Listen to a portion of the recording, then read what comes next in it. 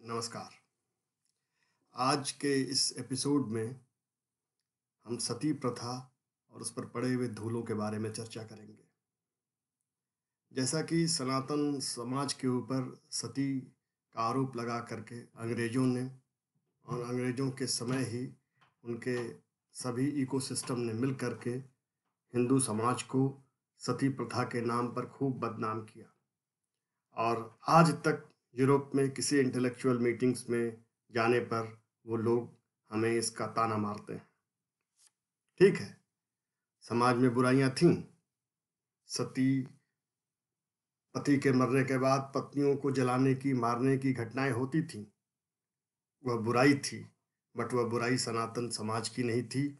वह बुराई लालची परिवारों की थी, लालची लोगों की थी। वह इंडिविजुअल्स परिवार की बुराई थी। जैसे कि लालच में आकर के अगर पत्नी को मार दिया जाए तो पति की प्रॉपर्टी हड़प लेंगे। ये बुराइयां थीं, बट वो बुराइयां लार्ज स्केल नहीं थी। मैं आपको पहले इसको समझाने के लिए मैं इस वीडियो का 2 पार्ट बनाऊंगा। एक पार्ट जो कि डाटा पार्ट होगा, जिसपे मैं डेटा दूंगा और उस डेटा से आप समझेंगे क्या हो रहा है। दूसरा पार्ट जो होगा, सती का वास्तव में सनातन स्वरूप क्या है, वह बताऊंगा। तो पहले डेटा पार्ट लीजिए। डेटा पार्ट यह है कि सबसे पहले जो शब्द आप सती का सुनते हैं, वह सती सावित्री का सुनते हैं। अब सावित्री के पति सत्यवान की डेथ होती है। वह अपने पति को मरने नहीं देना चाहती और वह यमराज का पीछा करती है। यह पौराणिक कथा है। और अंत में यमराज उसके पति को जीवन दान वापस कर देते हैं। ध्यान दीजिए, सत्यवान के मरने पर सावित्री ने अपनी जान नहीं दी। वो सती होने के लिए उसको अपनी जान देने की कोई आवश्यकता नहीं थी। वह यमराज से लड़कर अपने पति का प्राण वापस लेकर आई और सती सावित्री कहलाई। एग्जाम्पल ले लीजिए, महाभारत में रामायण का एग्जाम्पल ले लीजिए। राजा दशरथ की डेथ होती है। कौशल्या, कैकेयी और सुमित्रा अपनी जान नहीं देती, वो आग में नहीं कूदती। महाभारत का कैरेक्टर अभिमन्यु की डेथ होती है तो उसकी पत्नी उत्तरा सती नहीं होती है। सती इन द सेंस जो अंग्रेजों ने जो नैरेटिव बनाया था, वो सती नहीं होती है। वो अपनी जान नहीं देती है। उसका वंश परीक्षित आगे चलता है। मैंने आपको मोटा मोटा बता दिया। पूरे पूरे वैदिक वाङ्मय में, पूरे पौराणिक कथाओं में आपको 1 लाख कथाओं में कदाचित एक कथा मिलेगी जिसमें औरत जो है पति के बाद जाने के बाद अपनी जान देती है। 0.00000001%। तो वो कोई चीज नहीं है। दूसरी जो पूजा होती है, सती की पूजा होती है जब वह शिव की पहली पत्नी थी, पार्वती के पहले रूप में थी। ये भी पौराणिक कथा है। उसमें सती जब अपना जान देती हैं तब शिव जीवित थे। पति के मृत्यु के बाद वो जान नहीं दे रही हैं। अब उस कथा को, उस सती की कहानी को मैं दूसरे पार्ट में ले जाऊंगा। मैं आप पहले पार्ट में और दूसरे और डेटा पॉइंट देता हूँ। मैं डेटा पॉइंट देता हूँ कि जैसे आप मान लीजिए कि मॉडर्न टाइम है।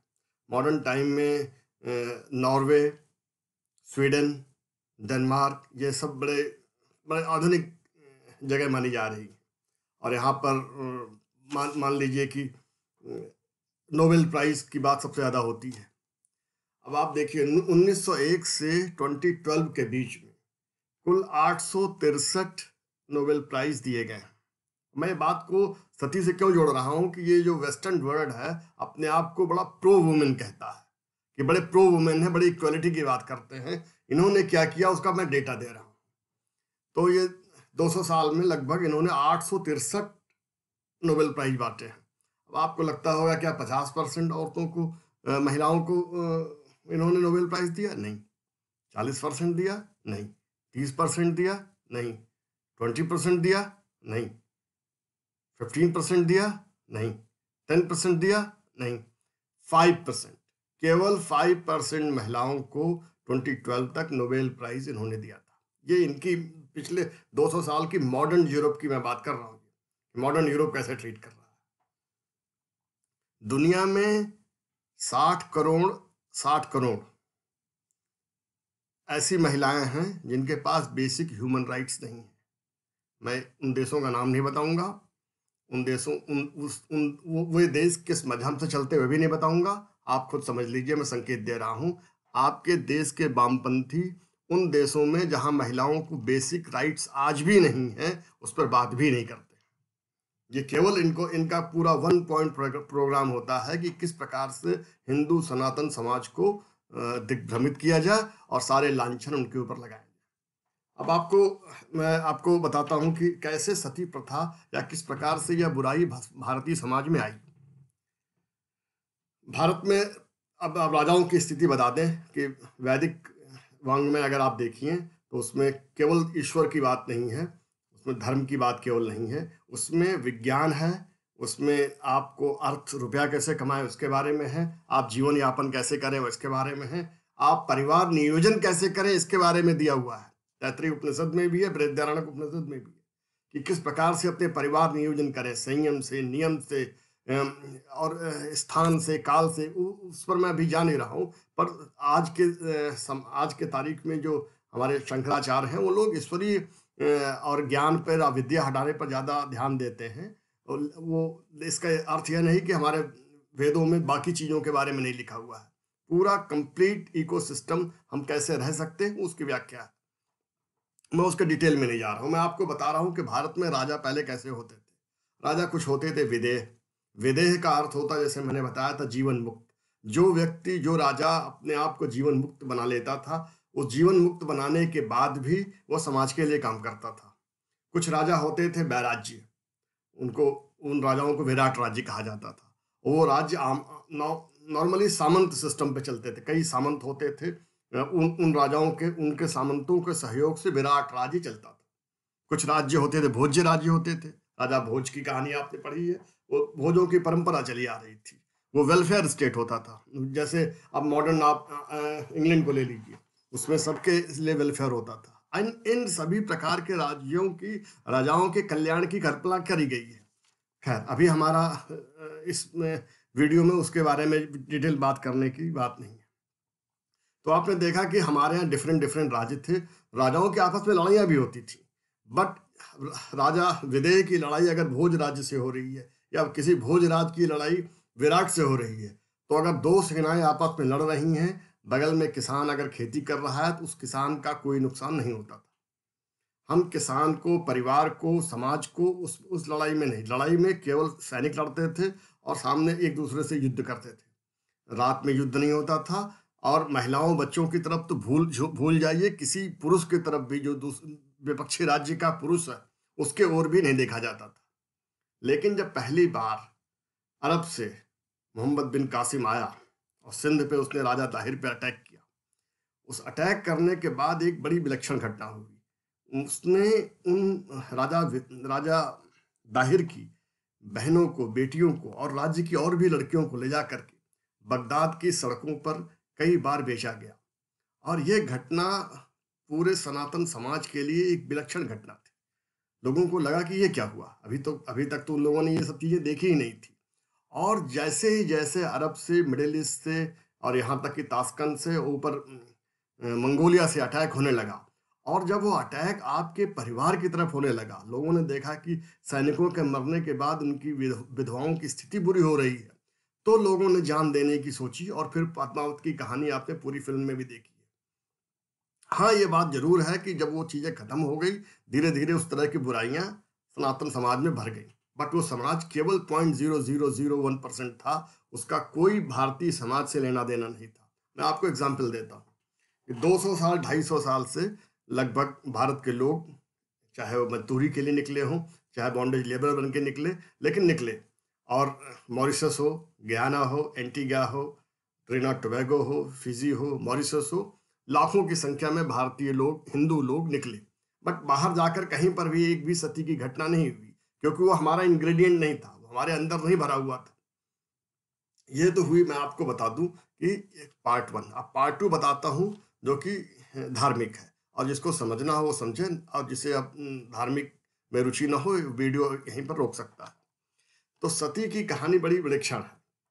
सती की जो जो व्याख्या है सनातन समाज में, वह पति और पत्नी के मन का एकाकार होने के लिए है।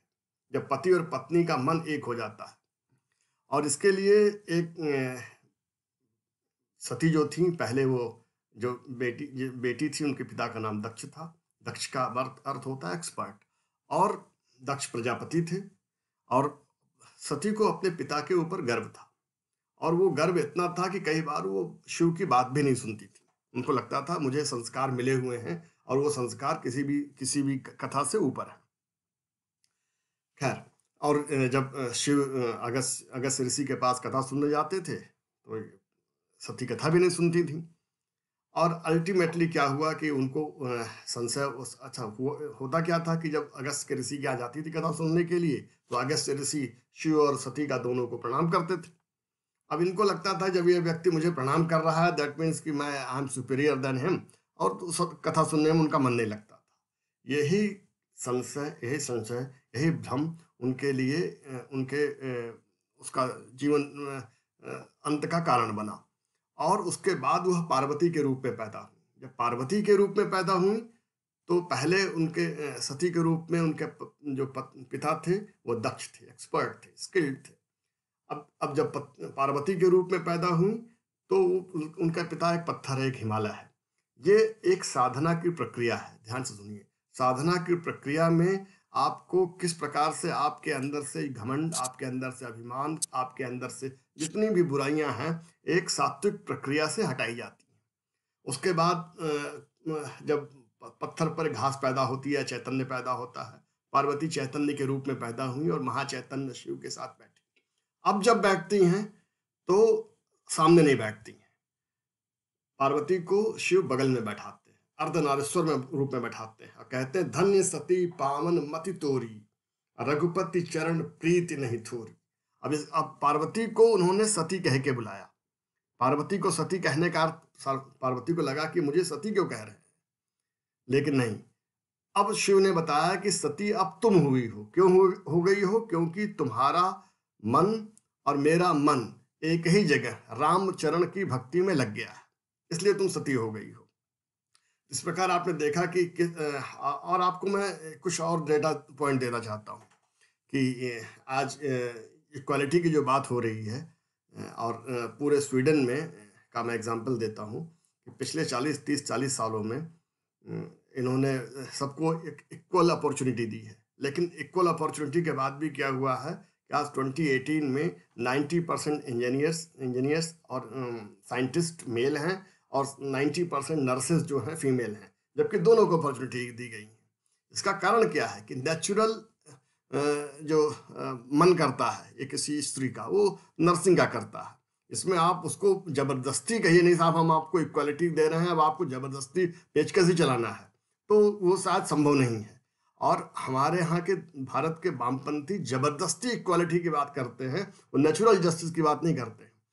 स्त्रियां बहुत से चीज़ों में पुरुषों से अच्छी हैं, वो इक्वलिटी की बात ही नहीं, वो अच्छी हैं। बहुत से साइकोलॉजिकल चीज़ों में वो हमसे अच्छी, पुरुषों से अच्छी हैं। और ये जो पूरा जो प्रोपेगेंडा किया गया हुआ है सनातन समाज के ऊपर, वो बेवकूफ़ी का प्रोपेगेंडा है। और मैं आपको एक एक करके भारत के सभी किंवदंतियों पर जो भी हमारे ऊपर डाले गई है कि ये बुराइयां थी सनातन में, वो बुराइयां थी सनातन में, उनको मैं दूर करूंगा। अब आप लोग समझ गए होंगे कि सती का पूरा नाटक ड्रामा फैलाया हुआ था अंग्रेजों का और अंग्रेजों के इकोसिस्टम का। उसका कोई लेना देना भारतीय सनातन संस्कृति से नहीं था।